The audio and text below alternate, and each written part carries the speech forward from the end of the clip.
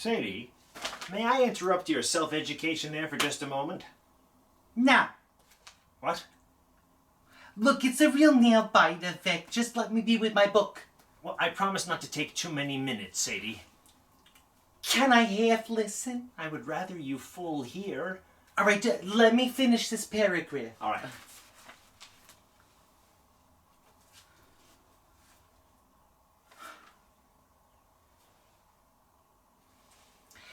What? All right, see here. Multiple coefficients of modern business procedures. Mr. O'Slooner is touching on the variance and all of those imponderables connected with the mercantile conduct in general. Thinking men in this day and age, that's what he says here, may be likened to the merchants of ancient times, to whom miscellaneous tenets of humanitarianism and occult perceptive considerations were in direct relation. See? Oh, Vic. Let me read my own trash here. What trash do you got there, Sadie? Just a little daily love story. You would prefer to occupy your mind with such childish and trivial uselessness? Yes! Dr. Curtis O'Slooner says, and those are the words with whom I was formerly quoting, mathematics would be taught in college.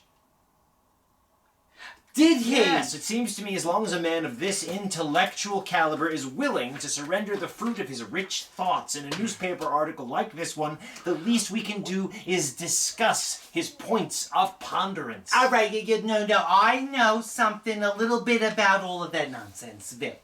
I'm sure you do, but Curtis O'Slooner never says anything with the word nonsense in it. All right, I think Uncle Fletcher went on and on about this the other day, so, and I was half listening then, too. Well, would you listen to the other half then, please? Here's something you can understand. Human ingenuity, Mr. O'Slooner went on to say, is merely the process... Oh, I don't want to understand that craziness, Vic. I mean, read it to yourself.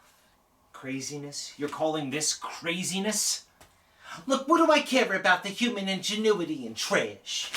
Trash? You're calling this trash? All right, just put your newspaper down. I'll put the newspaper down after I finish this paragraph. All right, who was it who used the word childish a minute ago? What great big man said somebody was childish, huh? Fine, tell me, what was it Uncle Fletcher was telling you about the other day in regards to this? Oh, that's right. Oh, okay, so old Fletch came by and said when interventions of a pressing urgency demand a man's presence on various premises, you might as well liquidate absolutely all the troublesome details and take the bull by the horns and keep the alternative unbearable. What on earth are you talking about? I'm not smiling. And I don't blame you for not smiling.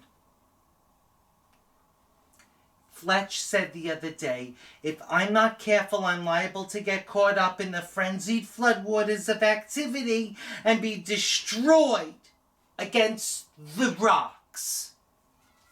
What rocks? I don't know, he was speaking in Metamucil or something like that. Metaphor? Yes, might have been, or Meta 3, or Meta 5, for alls I know. All right. What is the favor that you need to do for Uncle Fletcher during that conversation? Oh, Mr. Harry Freeburn, right? Okay, Leota Keller's approaching Droid Room, wrote Fletcher a letter which arrived in the afternoon mail, which stated he would like to have Fletch go to the jewelry store and purchase a ring. Fascinating. No, he was instructed to purchase a ring, leave it in the jeweler's possession, and Freeburn will pick it up and pay for it when he arrives for the wedding.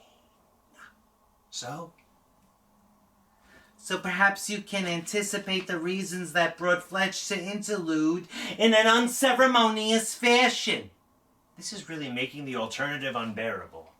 All right, and you better watch your step, Mr. Fletcher wants me to help pick out the ring. Okay, so, and what? Okay, all right, so I said I'd be delighted to. Be delighted to. You want to help me?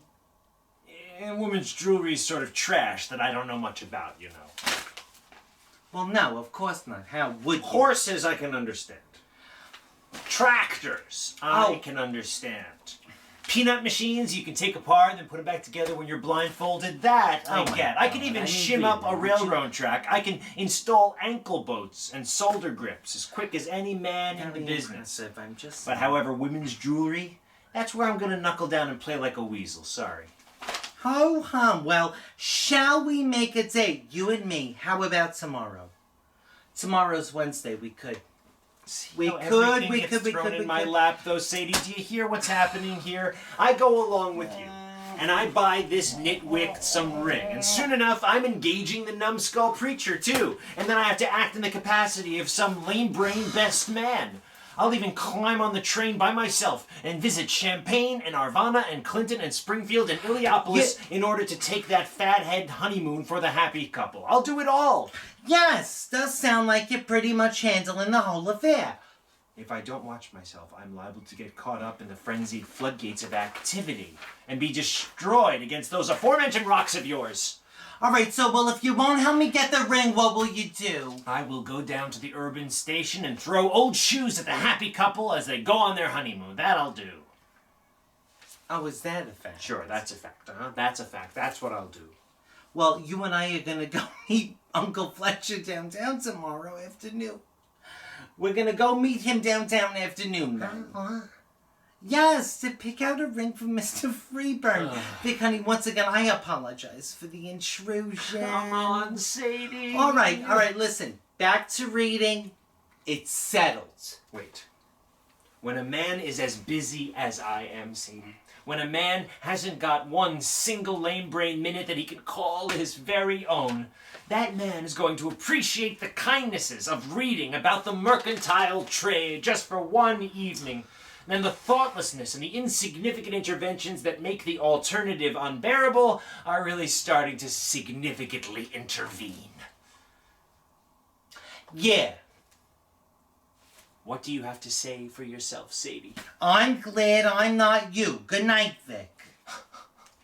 What about my human ingenuity, Sadie? Well, if you happen to find any, maybe you can bring it along to the jewelry shop. Now turn off your light. We have a busy day. Need to get some rest.